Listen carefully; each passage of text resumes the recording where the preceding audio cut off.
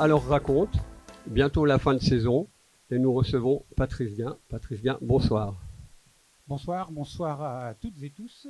Nous recevons Patrice Guin pour ce roman Les Brouillards Noirs, qui est un roman que j'ai dévoré, que j'ai absolument adoré. C'est ton 6e roman. Oui, c'est ça. Depuis Les Naufragés du lac, aux Dents Blanches, paru en 2014. Des Dents Blanches. Des Dents Blanches, pardon. Tu es ingénieur, tu étais, puisque tu m'as dit hors micro que maintenant tu n'étais plus qu'écrivain, mais tu étais ingénieur en environnement et spécialiste de la montagne. Oui, c'est ça. Oui. J'ai géré des territoires de montagne pendant une bonne partie de ma carrière. Au préalable, j'étais moniteur d'escalade, j'étais pisteur secouriste également. Donc, j'ai travaillé en montagne toute ma vie. Sur les montagnes françaises que j'ai écumées, mais pas seulement, j'ai écumé des montagnes un peu partout, puisqu'à chaque fois que je me déplaçais, l'objet de mes déplacements, c'était toujours d'aller à la rencontre d'autres espaces montagneux. Alors, est-ce que c'est ton métier qui t'a donné le goût d'écrire, sachant que dans chacune de tes histoires, de tes romans, la montagne n'est jamais très loin? Oui, c'est vrai que c'est un environnement qui m'intéresse particulièrement, mais non, ce qui m'a donné envie d'écrire, c'est la lecture avant tout. C'est la lecture qui donne envie de se lancer dans ce travail, très particulier. Faut être un peu fou pour se lancer en littérature, non, c'est la lecture, absolument la lecture. Il y a que la lecture qui m'a donné envie d'écrire. Alors, quand tu dis c'est un peu fou de se lancer en littérature, mais comment on franchit le pas? Alors je me suis posé la question souvent parce que j'écris depuis je sais pas, depuis que j'ai entre 12 et 15 ans, je sais pas exactement quand c'est venu, je sais pas alors bien sûr, hein, j'ai plein de feuilles, de cahiers, de petits carnets surtout avec des dessins, avec des sensations que je recueillais sur le moment, ou que je recueille encore, mais de moins en moins tout de même, que je recueillais à l'époque voilà, donc je prenais quelques notes, je faisais quelques dessins, quelques croquis, et puis ces quelques notes, elles sont devenues, elles sont passées à 1 page, 2 pages, 3 pages, 10 pages, 20 pages. J'en avais quelques-uns dans mes tiroirs. Et puis voilà, un jour ma femme m'a dit, mais qu'est-ce que tu fais de tout ça? Tu veux pas essayer de proposer un ouvrage à un éditeur? Donc je l'ai fait pour mon premier roman, qui était La Naufragée du lac des Dents Blanches, où personne n'en a voulu. Et puis le deuxième essai, c'était avec Denali. Et là, ça a matché. Je l'ai posté la semaine d'après. J'avais 3 éditeurs et c'est parti comme ça. Donc j'ai eu cette chance que ça parte de trouver assez rapidement un éditeur. Et alors, quand on signe au 2e roman que t'envoies, du coup, ils ont envie de sortir le premier? Comment ça se passe? Oui, c'est ça, oui, absolument. Ouais. D'ailleurs, il va sortir au livre de poche. Mon premier roman va sortir au livre de poche en 2024. Enfin, chez le livre de poche, pardon. Alors, tes romans se situent toujours dans des contrées plus ou moins lointaines, le Grand Nord canadien pour Les Naufragés du lac des Dents Blanches, le Montana et l'Alaska pour Denali, toujours l'Alaska pour Terre Fauve et De Silence et de Loup, le Monténégro pour Le Sourire du Scorpion, avec des descriptions assez précises des paysages et des lieux. On va le voir encore ici pour Les Brouillards Noirs, en fait, hein, puisqu'on va se retrouver dans une contrée un peu particulière. Et je voulais savoir, les descriptions sont tellement précises. Est-ce que tu as visité, est-ce que tu as vu tous ces lieux? Oui, alors, au jour d'aujourd'hui, j'ai visité tous les lieux dans lesquels je place mes romans. Alors juste pour les Brouillards Noirs, là, le début se passe dans le canyon du Monténégro, le canyon de la Tara au Monténégro, et la fin du récit se passe sur le Causse, hein, en France, donc on n'est pas du tout dans l'Alaska, là pour cet ouvrage. Pour ce dernier roman, Les Brouillards Noirs, l'intrigue se déroule principalement aux îles Féroé. Alors pour celles et ceux qui ne sauraient pas situer les îles Féroé, il y a une petite carte au début du livre qui vous indiquera où se situent les îles Féroé. C'est un archipel formé de 18 petites îles. Alors je fais le malin comme ça, mais je me suis renseigné pour trouver tout ça. Les 6 plus grandes sont reliées entre elles par des tunnels sous la mer et des ponts. Alors ça doit être assez surprenant quand même comme fonctionnement. C'est très récent. La première fois que je suis allé aux îles Féroé, c'était en 1983, et autant dire qu'il n'y avait aucun tunnel. Hein. Donc, mais maintenant, au jour d'aujourd'hui, le dernier a été ouvert il y a 2 ans maintenant, le plus long, qui a une particularité d'ailleurs, c'est qu'au milieu de ce tunnel, il y a une sorte de rond-point, puisque la branche se divise en 2 parties. Euh, mais les tunnels sont tout de même très récents, donc ces îles sont restées comme très isolées pendant de très très très nombreuses années, quoi. Alors c'est des îles d'origine volcanique, avec un littoral très très découpé et des falaises omniprésentes tout le long du littoral. Et puis pas beaucoup de végétation. Non, c'est ce que je dis au début, c'est quasi un terrain de golf tout le temps, quoi. Grosso modo, 53 000 habitants, descendants de Vikings, ça fait envie, et elles sont situées au-dessus des îles Shetland, entre la Suède et l'Islande, dans l'Atlantique Nord, au large de l'Europe du Nord. Voilà. Maintenant, vous ne pourrez pas dire que vous ne savez pas où se trouvent les îles Féroé. Alors, la particularité de ces îles, et ça aura vraiment une importance dans le récit, c'est qu'elles sont autonomes depuis 1948. C'est assez surprenant, et qu'elles ne font pas partie de l'Union européenne, sauf pour la justice et la politique étrangère, qui sont gérées par le Danemark. Pour le reste, l'archipel possède son propre gouvernement, qui gère les affaires internes. Alors c'est un peu particulier comme fonctionnement. Oui, bien sûr, hein, comme peut l'être le Groenland, hein, le Danemark possède deux territoires bien particuliers. Les deux sont indépendants, donc le Groenland et les îles Féroé. Alors l'histoire des brouillards noirs, elle est racontée à la première personne par le narrateur, Raphaël Chauvet, qui est violoncelliste, musicien professionnel. Il est au début du livre en Bretagne pour un concert avec le quatuor dont il fait partie. C'est un dimanche d'octobre, il n'aime pas les dimanches, il le dit. C'est assez marrant ce passage-là. Pourquoi ce dégoût du dimanche? Ça t'appartient ou c'est lui? Tu lui fais dire à lui? Non, c'est moi, tout à fait. Je déteste les dimanches. Je sais pas pourquoi.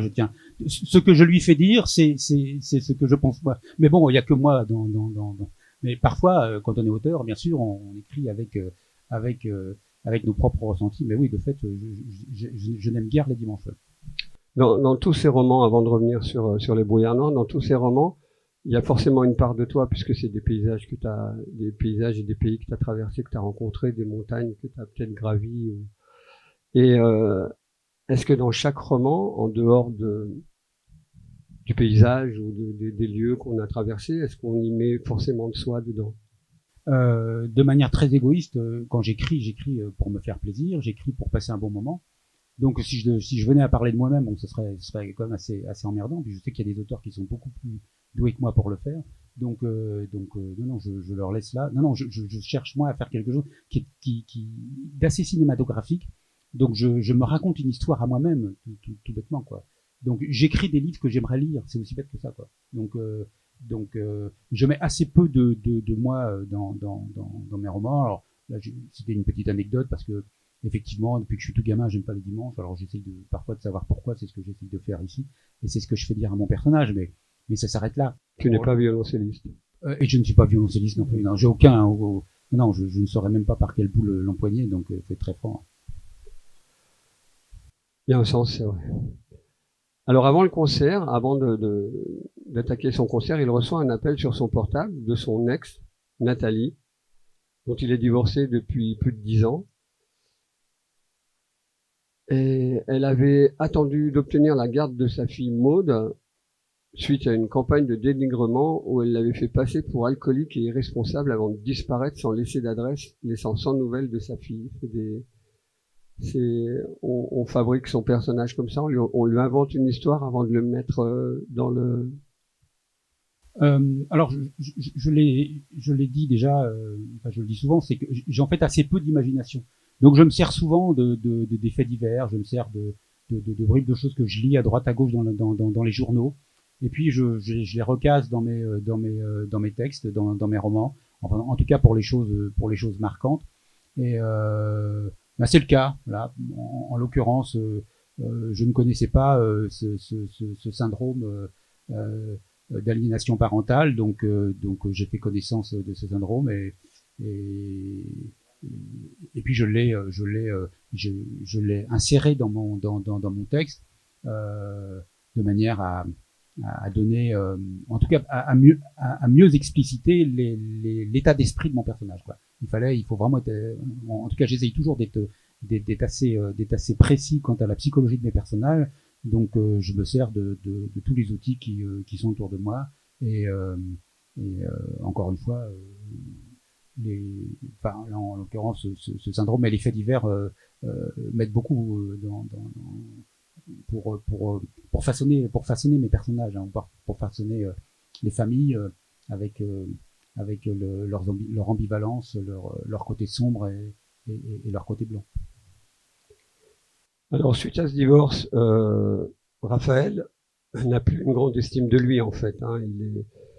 Il a subi une sévère dépression et c'est la musique qui le tiendra debout.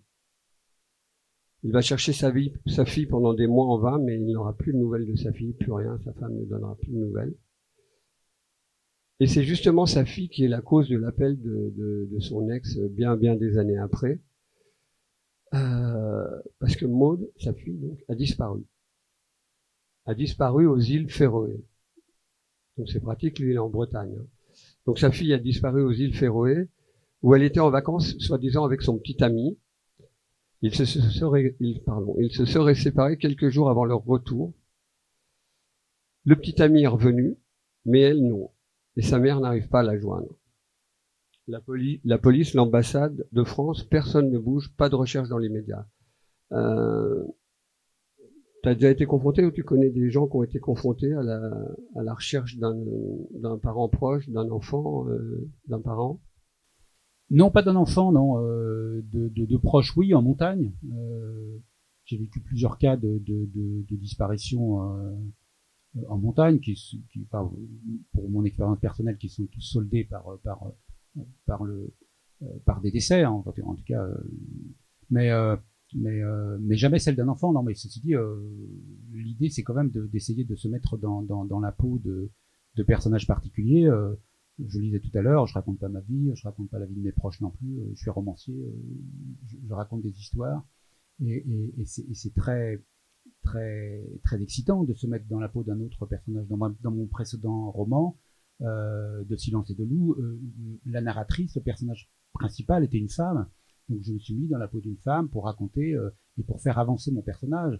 Mais donc voilà, ça fait partie d'une des caractéristiques des auteurs, c'est qu'on a cette capacité, en tout cas cette chance de pouvoir rentrer dans la peau de plein de personnages et de faire un bout de chemin avec eux, puisque globalement il me faut une année pour écrire un bouquin, pour écrire un roman, pour le mener à bien. Donc pendant une année je vis avec eux, donc je les sélectionne plutôt assez bien parce que je dois m'attacher à chacun d'entre eux, autant avec le bon qu'avec le méchant, quoi. Ou le méchant, si tant est qu'il y en a.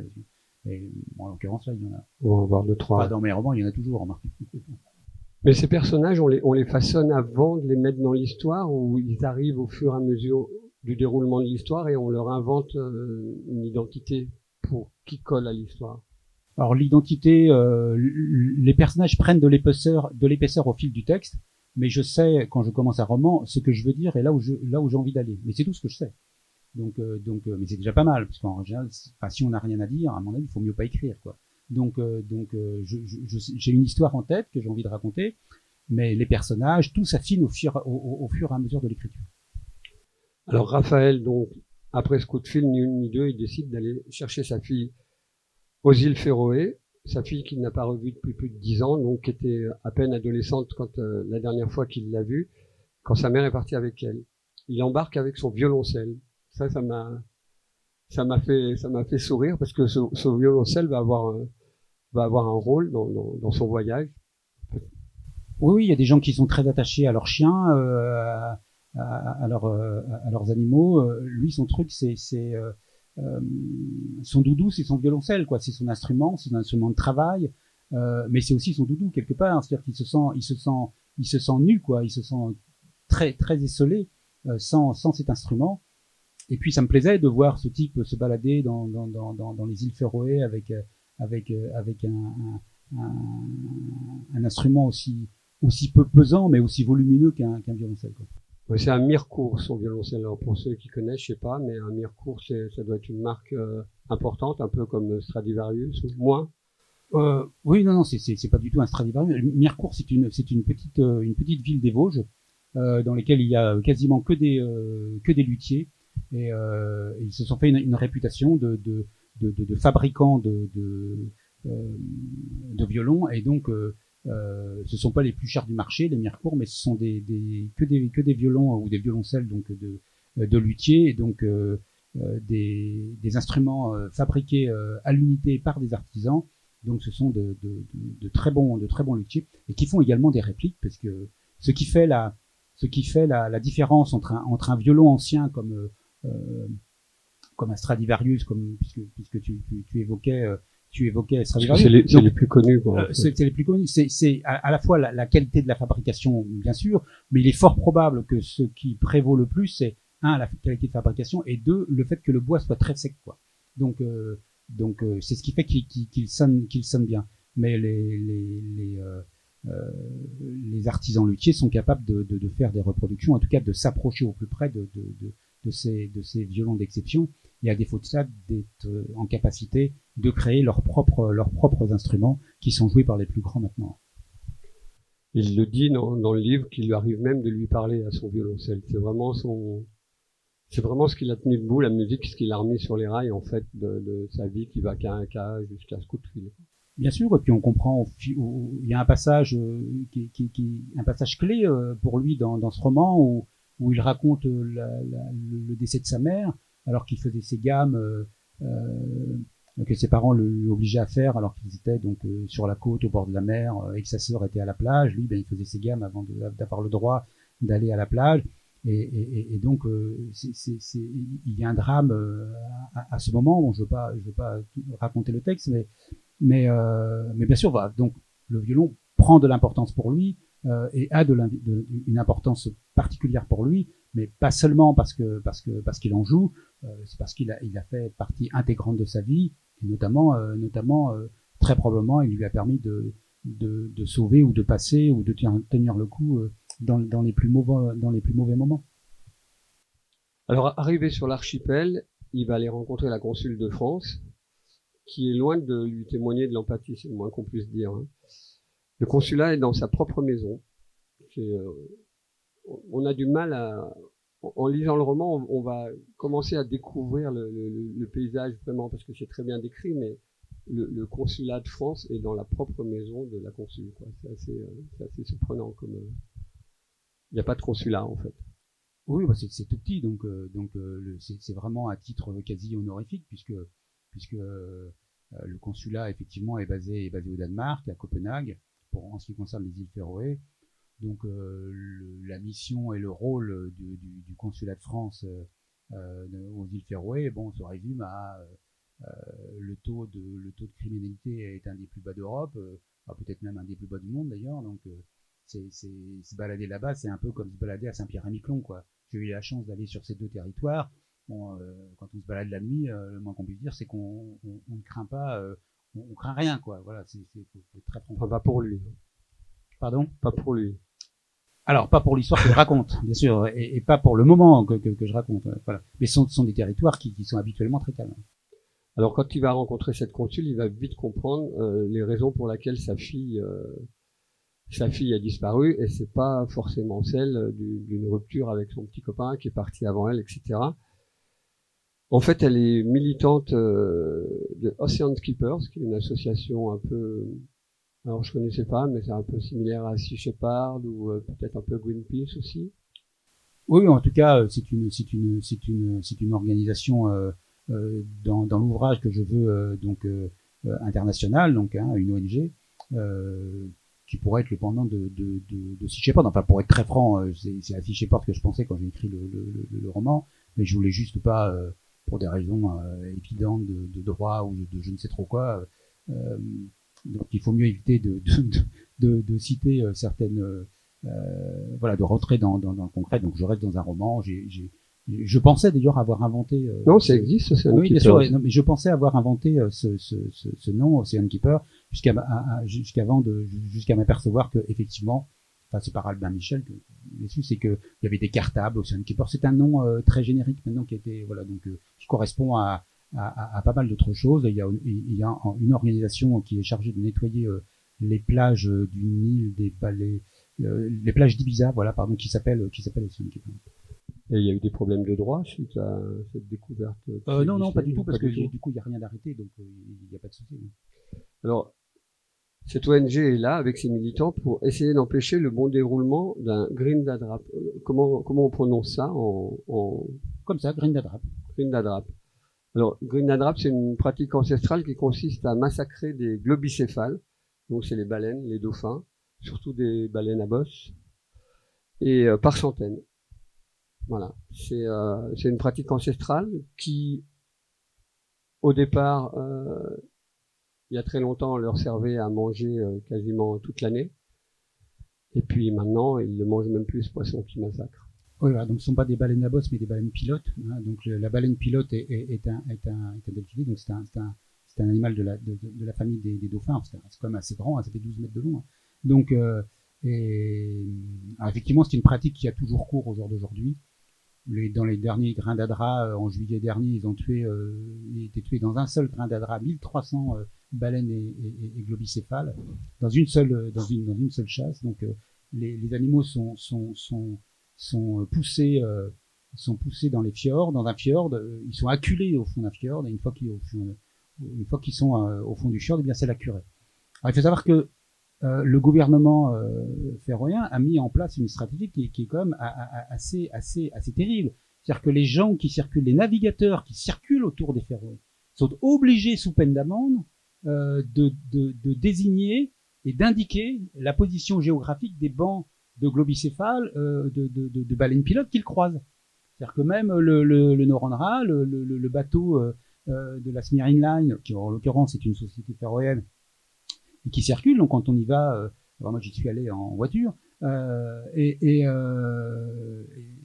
on est sur un bateau qui signale tous les bancs de baleines pilotes qu'il croise. Donc c'est une obligation formelle, et les amendes sont pas petites parce qu'elles montent à 1500 €, quoi. Donc c'est quand même pas rien. Donc on voit qu'il y a tout un processus qui va bien au-delà d'un processus de chasse. Il y a une forme d'obligation de signaler ces bancs pour que ces bancs soient rejoints par les pêcheurs, et puis en tout cas par les habitants, et puis conduits sur les zones où le Grindadra est autorisé, ou en tout cas où est possible, quoi. Il faut des plages avec un fond suffisamment doux, plat, pour que les bateaux puissent s'approcher suffisamment près, et puis que les cétacés puissent s'échouer bien facilement, parce que ils sont toujours poussés vers l'avant, puis arrive un moment où il n'y a plus assez d'eau. C'est un véritable massacre. En plus, la mer est rouge de sang, et il n'y a rien qui est fait pour que les bêtes ne souffrent pas, au contraire. Oui, alors il n'y a rien n'est fait, si, en fait, c'est de toute façon toujours atroce, hein, et toujours extrêmement difficile comme moment, mais ils ont inventé une sorte de manivelle, une sorte de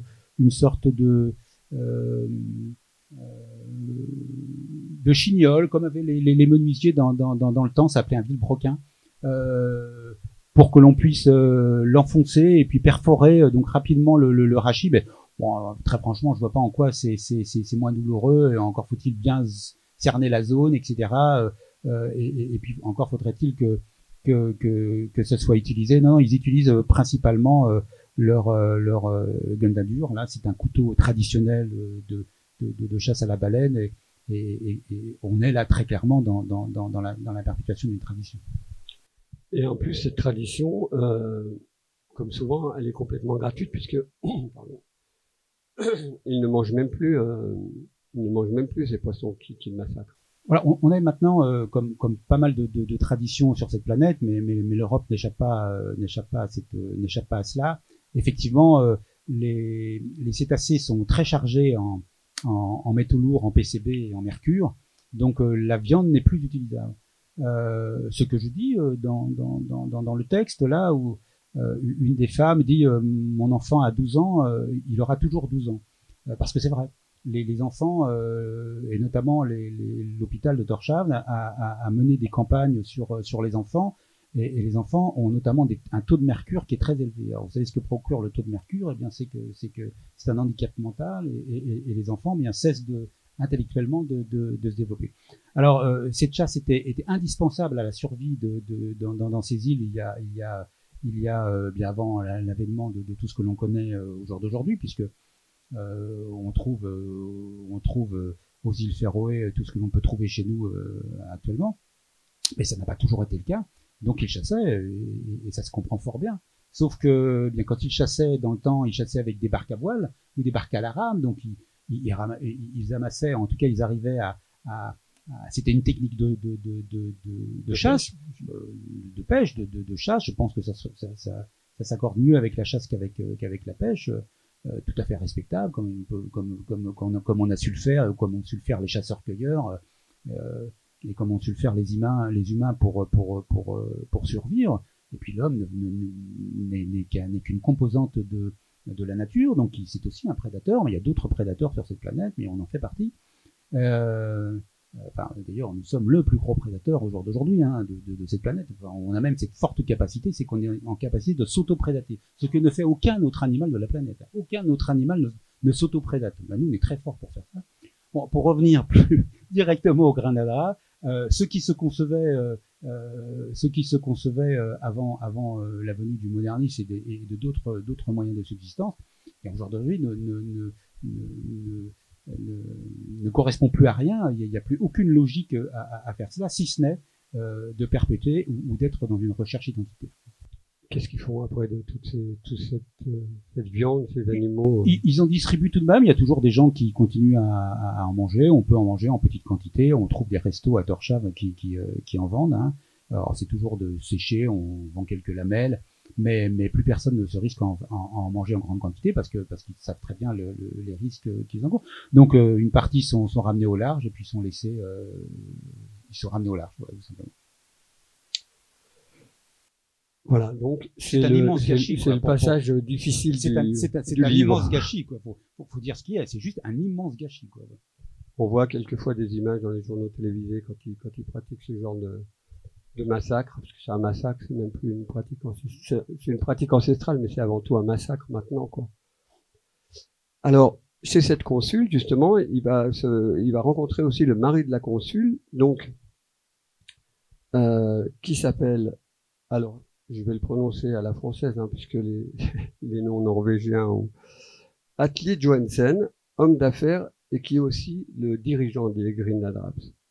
Et donc là, il va apprendre que Maud est recherchée par les autorités de l'île car elle pourrait être impliquée dans l'agression d'un chasseur participant au Green actuellement entre la vie et la mort. Donc, sa fille se serait enfuie après avoir agressé un chasseur et elle est recherchée par les autorités de l'île.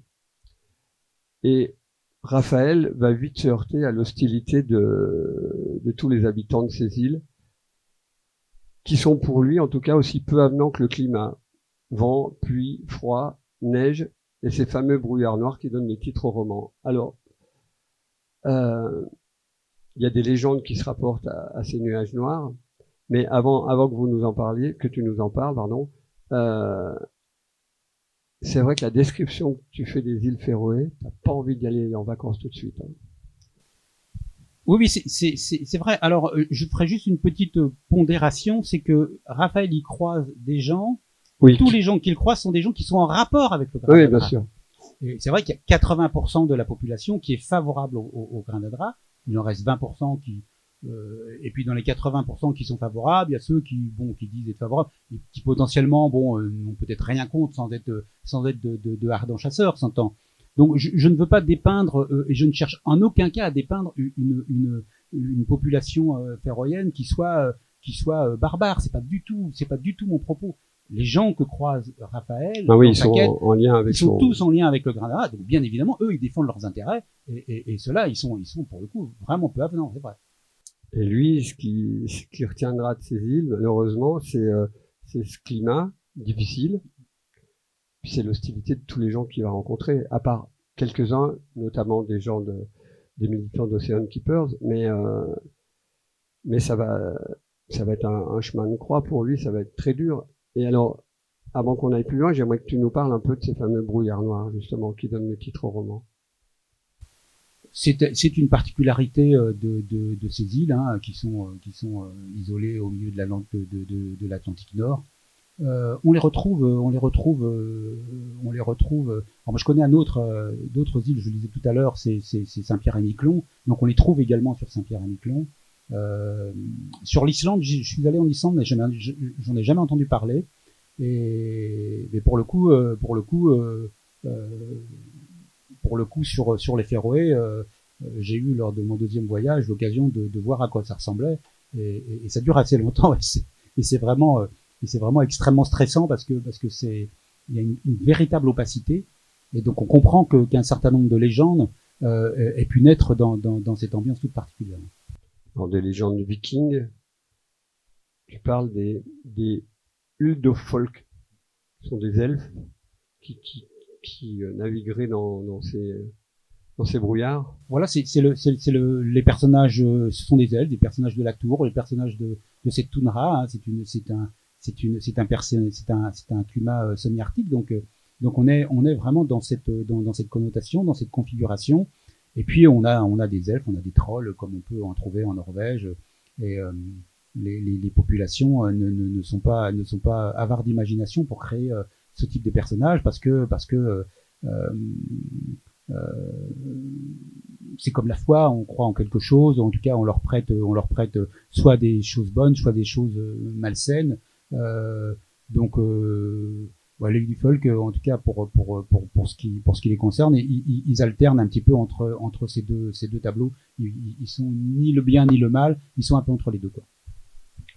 Alors au cours de la recherche de sa fille, il va faire la connaissance de beaucoup de personnages, notamment des militants d'Ocean Keepers, les amis de Maud, et il va découvrir que sa fille, il va apprendre à connaître sa fille à travers ses amis, et puis à travers ses engagements, qui vont le rendre fier de sa fille, en fait. Parce que je pense qu'avant ce coup de fil et avant ce voyage aux îles Féroé, il sait pas ce que c'est que les Grindelwald et non, puis c'est pas dans son schéma de vie. Il est même un peu pleutre. J'imagine que c'est pas du tout le genre de personnage à s'investir physiquement dans la défense d'une cause, aussi noble soit-elle. Donc cet homme se retrouve à chercher sa fille qu'il a vue jusqu'à 10 ans et qu'il a perdue ensuite, qu'il n'a plus vue, qu'il n'a pas oublié, loin s'en faut.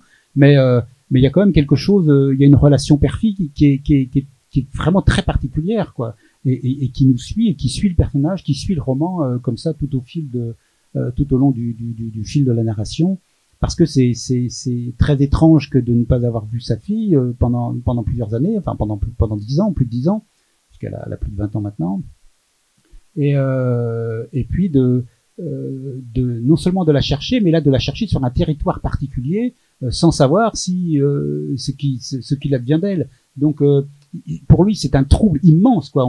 Voilà, c'est ce que j'essaye de dépeindre, de dire et de mettre dans la narration. Oui, parce qu'en plus, il a quitté une préadolescente, et là, il cherche une femme qu'il ne connaît pas, voilà, il a quitté une enfant, et il cherche une femme avec des motivations, avec des engagements, avec des amis, et il va rencontrer beaucoup de gens par rapport à ça, et là encore, il va rencontrer des personnages, tous qui ont une forte personnalité.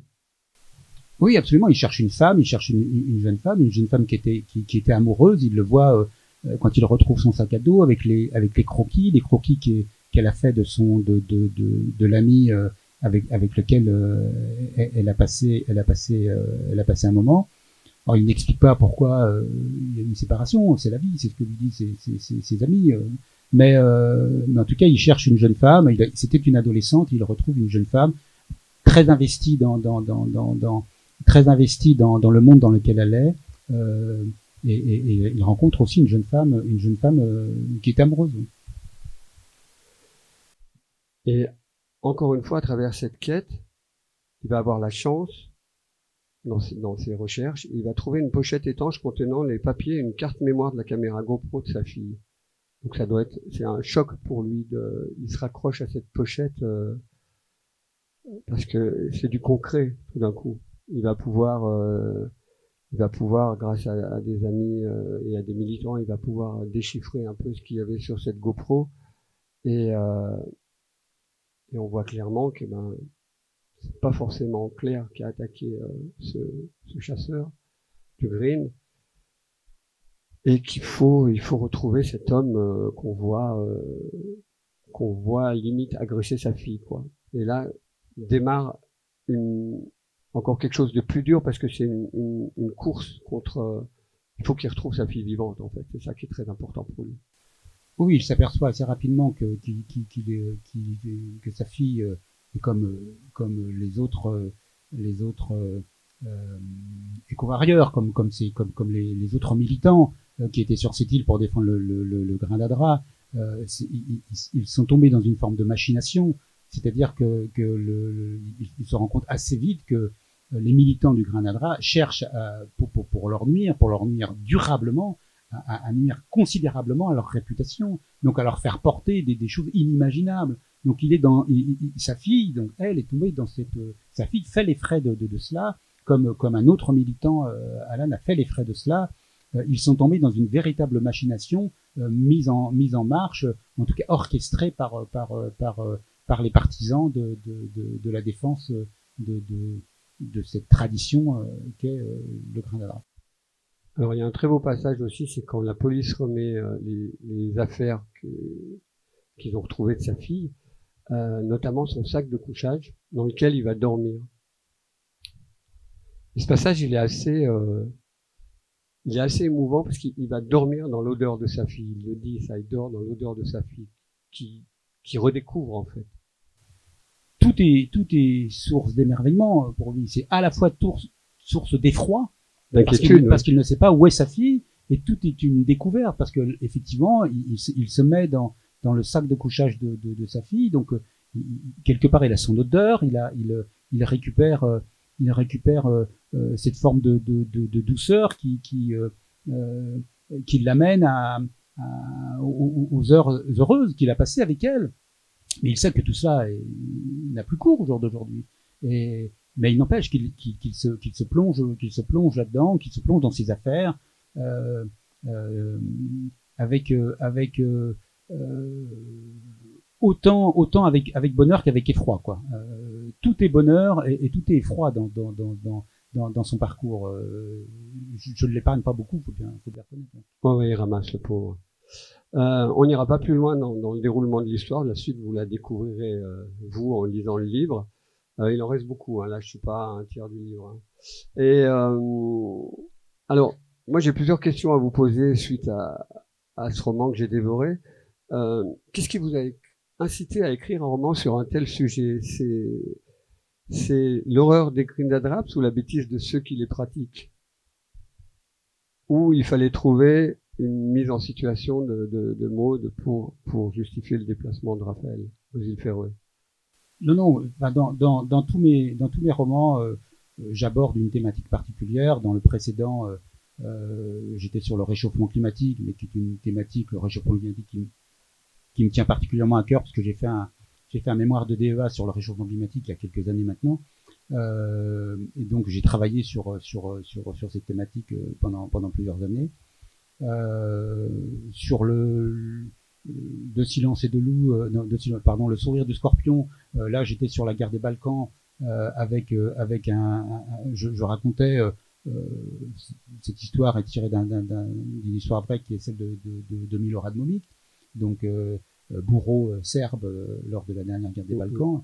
Donc voilà, j'essaye toujours de puiser dans mes romans. J'explore le monde tel qu'il tourne. J'essaie pas d'inventer des choses particulières, mais j'essaie juste de porter un œil particulier sur le monde, sur notre monde tel qu'il tourne. Alors là, on est sur une forme d'absurdité. C'est pas la seule absurdité de notre planète, mais c'en est une qui consiste à tuer des centaines et des milliers d'animaux paisibles à un moment où on sait que notre planète est affreusement en danger, terriblement en danger. Enfin, beaucoup plus que ce qu'on l'imagine. Si je vous donnais mon sentiment à moi, c'est un sentiment d'effroi que j'ai au jour d'aujourd'hui. Alors, mon âge, mon avenir, il me reste quoi, 25 ans à vivre, moi, 30 ans si tout va bien. Mais mais pour les générations à venir, c'est affreux, c'est terrible, quoi. Je trouve ça absolument terrible, parce qu'on sait ce qui se joue. Nos dirigeants savent ce qui se joue, savent ce qui nous attend, savent ce qui attend les peuples, et malheureusement, c'est toujours l'argent et le capitalisme qui prévaut. Donc, au jour dernier, le jour de la fin du monde, il y aura certainement encore un imbécile très riche qui trouvera encore quelque chose à vendre, très probablement pour rendre la mort plus douce à ses contemporains. Donc voilà ce où nous mène le capitalisme, où nous mène notre volonté de ne vouloir jamais rien changer et de persister dans nos erreurs, parce qu'on est dans un monde que l'on imagine immuable et que l'on imagine ne pas pouvoir changer, parce qu'il repose sur un modèle économique qui viendrait bouleverser trop profondément les structures de tout un chacun. Donc, bien ma foi, on préfère ne rien voir et poursuivre cette fuite en avant. On est dans cette thématique vraiment particulière. Il faudrait réduire les gaz à effet de serre. On vient d'en produire encore, ne serait-ce que pour la France, 20% de plus que l'année dernière. Donc on voit que tout augmente, mais rien ne régresse jamais, quoi. Alors ça répond en partie à ma question. Et qu'est-ce que vous pensez des gens comme les militants d'Ocean Keepers ou de Sea Shepherd ou de toutes ces ONG qui se battent pour essayer d'arrêter ce genre d'absurdité, d'imbécilité? Qu'est-ce que vous pensez de ces gens c'est des Don Quichotte, c'est des gens qui se battent contre des moulins à vent, parce que comme tu viens de le dire, on est gouverné par des gens qui font fi de ce qui est en train de se passer. Mais il faut des gens comme ça, il faut des lanceurs. Et puis même si tout était joué, il faut quand même des gens qui ne baissent pas les bras, quoi. Donc non, je suis très admiratif de cette jeunesse qui se lève, de cette jeunesse qui dit et qui dit ce qu'elle a à dire, mais pas seulement une jeunesse. J'ai participé à une marche à Lyon qui se fait tous les vendredis d'ailleurs pour lutter contre le réchauffement climatique. Mais on voit des mères de famille, on voit des grands-mères, des grands-pères, on voit des gens qui ont 75, 80, 90 ans qui marchent et qui militent avec les jeunes, bien sûr, parce que ils ont pleinement conscience de ce que l'on réserve à leurs enfants et à leurs petits-enfants. Donc tout le monde est concerné. Non, il n'y a pas que les jeunes, mais dans la dynamique, bien sûr, je suis moi absolument admiratif de ce qui peut être fait. Alors, on voyait, en tout cas, on voit une image qui fait assez polémique d'une militante française qui fait la couverture de Paris Match. On dit mais les militantes, elles sont là mais bien sûr qu'elles sont obligées de se faire médiatiser. Si on ne se fait pas médiatiser, bien on se fait pas entendre, parce que on n'a pas voix de presse, et pour se faire entendre du plus grand nombre, eh bien il faut des supports. Les meilleurs supports, ça reste les supports médiatiques, les journaux, l'audiovisuel, etc. Même s'il y a d'autres supports via les réseaux, mais ça reste quand même un support hyper important. Donc oui, il faut se battre, il faut donner de sa voix. Donc non, moi je suis admiratif de ce qu'ils font, du message qu'ils communiquent. Alors bien, tout n'est pas parfait, parce que dans ce monde tout n'est pas parfait, mais ça vous l'avez remarqué, j'ai pas besoin de vous le dire, rien n'est jamais parfait, mais il n'empêche qu'il faut quand même retenir ce courage qu'il faut pour militer, comme il en faut pour les femmes iraniennes pour quitter leur voile, comme il en faut pour à tellement de gens sur cette planète, simplement pour faire valoir leurs droits. Alors très bien, mais dans le cas précis de ce roman, on a affaire quand même à une population qui pratique une pratique ancestrale de massacre, on va dire de chasse, qui est devenue un massacre maintenant. Et là, il s'agit avant tout de faire comprendre à des gens qui sont quand même peut-être moins intelligents que les dauphins qu'ils assassinent, mais que ça ne sert à rien. Il n'y a pas d'enjeu économique dans ce massacre. Il n'y a pas d'enjeu politique par rapport à l'île et par rapport au maintien de cette population. Mais il n'y a pas d'enjeu économique à ce massacre par rapport à ce que tu viens de dire juste avant. Là, c'est juste des gens. C'est comme la corrida, la bêtise de la corrida, c'est pareil. Encore que là, il y a un enjeu économique parce que les places sont payantes. Mais alors, je suis pas tout à fait d'accord. C'est-à-dire que, d'ailleurs, je le dis, je le laisse transparaître dans ce roman. En définitive, ce repli identitaire ou cette recherche ou cette quête identitaire, elle est préservée, elle est encouragée parce qu'elle permet d'abord de vraiment rester et d'avoir une image, une identité de se mettre vraiment en marche du monde. Mais il faut savoir qu'aujourd'hui, aux îles Féroé, les îles Féroé, c'est la porte d'entrée en Europe pour les Russes. C'est-à-dire, ils font des milliards d'euros. Tous leurs produits, parce qu'ils ne respectent, ils ne sont pas tenus d'ailleurs de respecter quoi que ce soit. Donc ils leur fournissent absolument tout, du malt, du saumon, du gasoil pour les pêcheurs, etc., etc. Donc c'est une forme de porte d'entrée. Donc c'est très, je veux dire, c'est certainement pas involontaire. Alors c'est ma position à moi, hein. Ça n'engage que moi ce que je dis. Donc, mais je pense qu'il y a cet encouragement, il est pas innocent. Rien n'est innocent. On l'a vu pour en tout cas tu le disais pour la corrida. La corrida c'est un formidable marché, hein, donc parce que ça génère du fric encore une fois. Et bien là c'est la même chose. On est sur quelque chose qui permet de donner une forme d'identité particulière à cet archipel et donc de concourir à cet isolement et au fait de dire ne venez pas marcher sur nos plates-bandes, on fait ce qu'on veut chez nous et venez pas trop y mettre votre nez, quoi. D'accord, ben ça mérite d'être clair et clairement dit. Vous saluez aussi à travers ce roman l'action courageuse des militants, tu l'as dit juste avant. Ici c'est Ocean Keepers, mais comme Sea Shepherd de Greenpeace qui mettent carrément leur vie en danger pour des causes nobles. Mais hélas, comme tu le disais si bien tout à l'heure, on se bat contre des géants pour qui même la vie humaine ne compte pas du tout, quoi. On le sait, on le voit tous les jours, ça. Oui, bien sûr, mais sans eux, les causes, peut-être qu'on ne les connaîtrait même pas. Je veux dire, hein. En tout cas, ils les mettent en lumière, ils défendent, ils font du mieux qu'ils peuvent, ils avancent sur certains terrains, ils avancent, mais l'urgence est telle au jour d'aujourd'hui que tout est trop peu, tout est insignifiant. On le voit pour la crise migratoire que l'on connaît actuellement. La Méditerranée, c'est un mouroir, c'est un cimetière. On accueille des gens dans des conditions inhumaines, terribles. On marchande même leur vie. C'est-à-dire, on se demande si on va aller les sauver. On se demande si on va aller les chercher. Voire même, on empêche d'aller chercher des femmes et des enfants. Donc, c'est la mort qui leur est promis. Donc voilà, notre monde tourne comme ça, quoi. Notre monde tourne vraiment comme ça.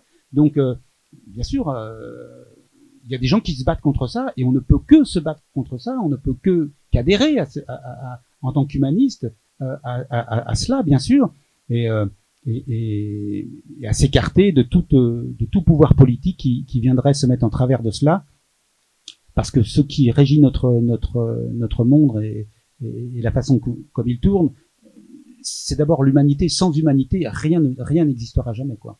Et l'argent n'a jamais fait un humain. C'est vrai.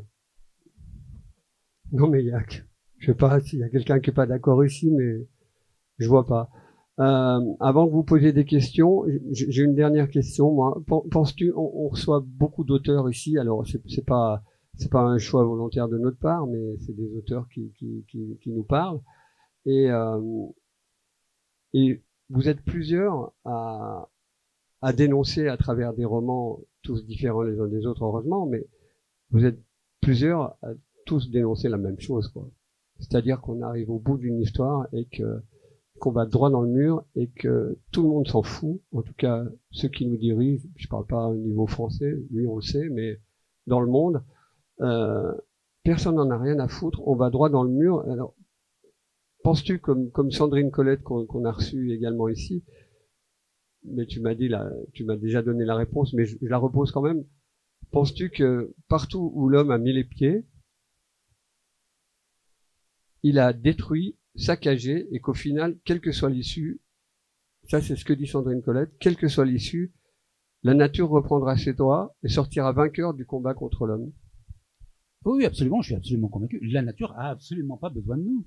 La nature, elle se débrouille très bien. Vu comme on la massacre, là, vu comme on la cabosse, comme on la détruit, comme... Si l'homme, enfin, de toute façon, si une crise vient à survenir, l'homme disparaîtra assez rapidement. Il a assez peu de capacité pour survivre